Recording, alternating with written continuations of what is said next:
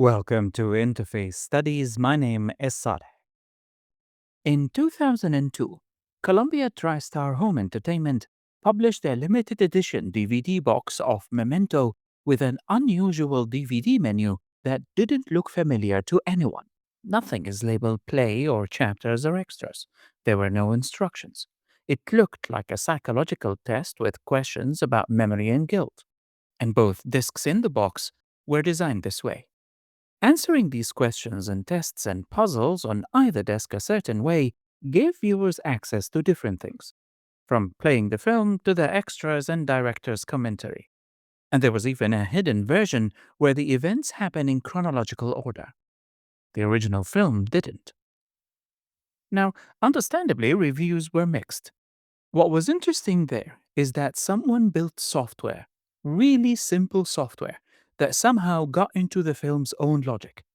It was a limited edition, aimed for people who loved it. It trusted them. And again, this was not done in a special app or a complicated website. A simple menu did that. Compare it to what we have today. Apart from Blu-ray discs, which is a niche and collector's market, most of our movies are delivered through online services, from Netflix to Apple to Amazon Prime and even Mubi. The interface around every film is the same. Select it and it plays. It's this file delivered to you with an image. It's the platform's template. It's the platform's signature. What I would like to talk about in this video is not nostalgia or how cool these menus were, or even how physical media was superior to what we receive through the cloud today. All of that may be true. We live in interesting times where physical media is popular again, even for generations that never experienced it. But I don't think physical media alone is enough here. There must be something specific about these kinds of experiences. What made them so special, so creative with very limited technical resources? How and why did they stop? In a way, this is a continuation of a previous video around what makes software a place. But this time, it's more specific to film and media. This video is sponsored by Mobin. When a designer is working on a problem, some of the best evidence around is what other products have already shipped, how they handle paywalls, how they organize notifications, manage complex filters. Studying that is called competitive analysis, and it takes a lot of a designer's time.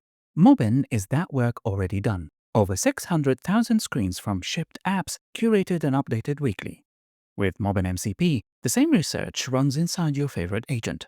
Ask the question, and real screens come back, so you're deciding from what shipped and your own judgment does the rest. Use the link in the description for a 20% off Mobin Pro, which gives you unlimited access to the catalog, Mobin MCP, app history, and more. The DVD format came out in 1996, and it put a tiny virtual machine inside every player. What it was able to do is to present us with a mix of still frames and short video loops with buttons over them. Control is done through simple 4-arrow keys on the remote itself. Almost all of what we see, even in the most exciting menus, was built on just that. The virtual machine was not trying to run what we think of as a modern application, as an app or a website. These powerful and memorable menus were delivered through pre-rendered screens, clickable regions, handful of available variables, and conditional jumps. Later on, Blu-ray changed this, and it is capable of running more powerful programs. It has a Java runtime, Blu-ray Disk Java. This updated the experience. It added games, downloadable extras, many more things. There was even some advanced experiences, like in 2012, where the Prometheus Blu-ray had synchronized storyboards and extras through an iPad app with the film on the TV. And I think it can easily be said that there was an industry behind this special kind of software. We have Sonic Scenarist, which is a software, quite costly and probably reserved for the special studios, that did this kind of work. Apple also got into that business in 2001. They released DVD Studio Pro. Later, Adobe got into it with Encore. There was even a free app, iDVD, and it was available for Mac. So the practice was real, and there was a good economy behind it. But our goal here is to try to understand what made those menus special, beyond the reliance on the film's aesthetics, motion graphics, and animated sequences, and even these clever tricks and puzzles. What was going on? Why were these menus so special? Why do a lot of people look at them now with admiration? This is where the concept of software as a place comes in again.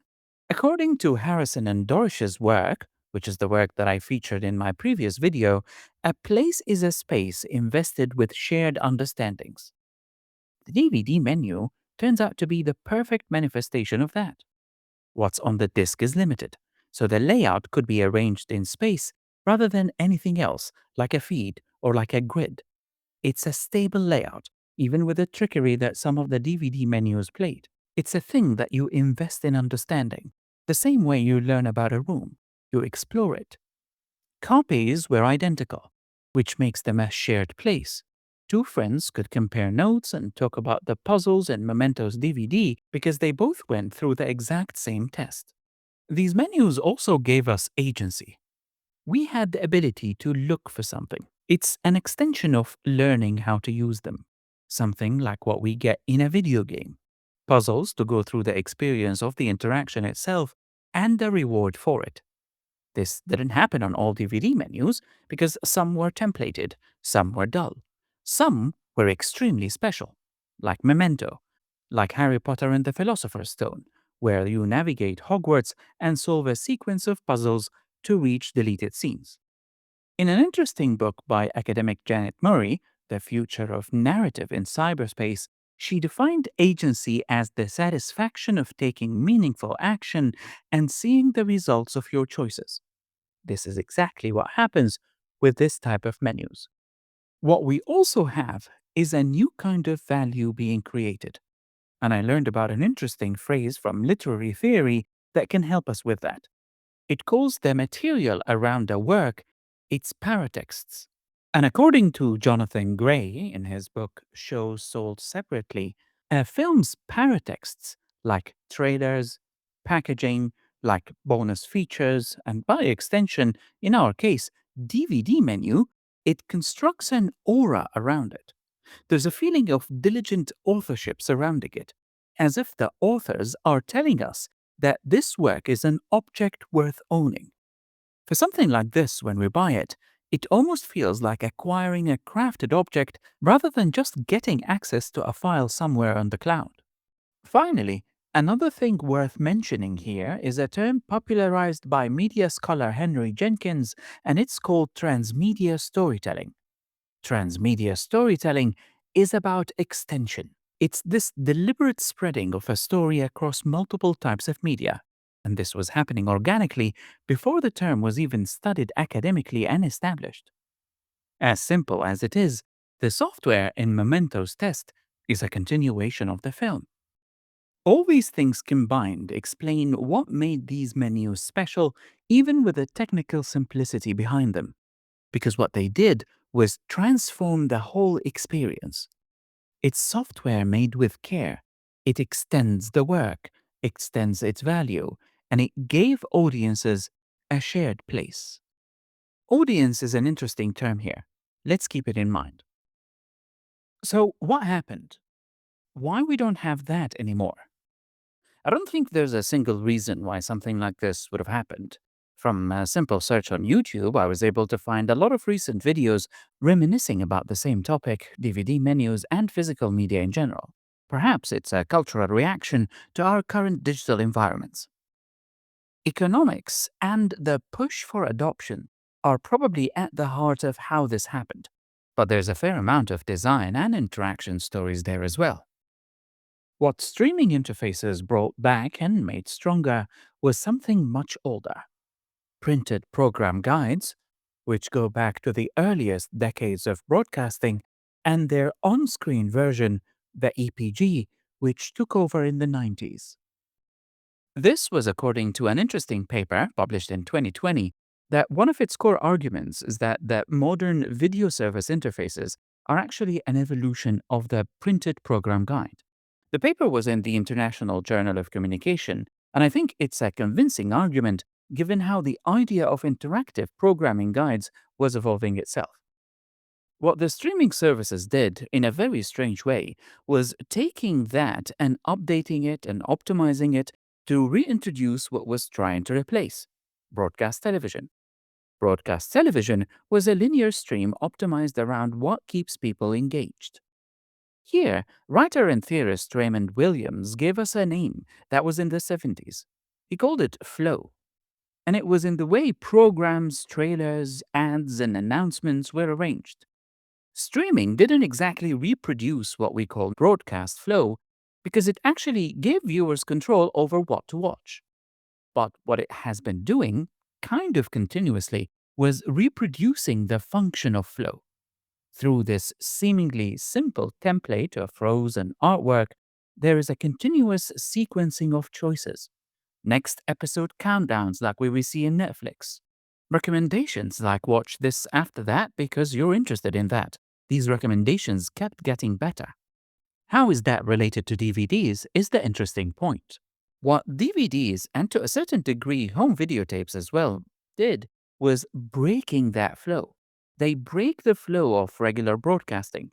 They break the flow of streaming services. What makes DVDs more unique is that they're interactive and that breaking the flow there carries more meaning. The producers have this ability to extend the story. Sometimes they can build something basic with a bit of extra features. Sometimes they can play tricks on us, like the Fight Club DVD with the fake FBI warnings, or the 10th anniversary Blu-ray for Fight Club, starting with a fake menu for a different film featuring Drew Barrymore. And as we saw, they can even go full experimental with the Memento puzzles. Now, technically, nothing is stopping streaming from doing this. In fact, one can argue that richer experiences can be delivered today with the technologies that we have on the web and the different platforms themselves. But perhaps the economics of engagement, watch time analytics, everything revolving around arrow go up type of analytics prevents these platforms from doing that. The economy of streaming is what is causing all of this. We can add to this that mass interest in this faded away. The discontinuation of the popular software behind it, iDVD and DVD Studio Pro, all of that made the mass practice go away. It didn't completely die because we still have Blu-rays for collectors, and even DVDs themselves are still being printed and distributed, but of course with simpler and less talked about menus. Scenarist, the software that I spoke about before, survived. The boutique practice survived. What went away was the layout and the thinking associated with these experiences in favor of an algorithmic ones like what we see on Netflix now, down to the personalized covers. And even when platforms tried with this interactivity, like what Netflix did, the economics favored removing it. Netflix permanently removed the interactive film Black Mirror Bandersnatch from its platform in 2025. Some platforms kept bonus features like what we see on Disney Plus with behind-the-scenes footage, or what we have on Amazon Prime's X-Ray and recently Apple Insight, which is simply contextual information presented in real time about characters and actors. At the end of all this, I think the key difference between both worlds is that the DVD menu software, as simple as it was, treated us as audience. Platforms treat us as subscribers. Subscribers come and go, and the platform's job is to keep them, engage them with new and different kinds of content to keep the analytics go up. Funnily enough, it works so hard to keep its subscribers from leaving the experience in the complete opposite way of the DVD menu, where the audience comes for the experience. This is the value of this special kind of software, authored software. Software that can be very technically limited, but feels crafted by hand with trust built into it. No matter how technically advanced our recommendation algorithm is and how much it knows us, it's still a template with no memorable experience associated with it. If nostalgia is ever the correct way to frame anything, I think what we really miss in software is exactly that. Not algorithms dressed in templates.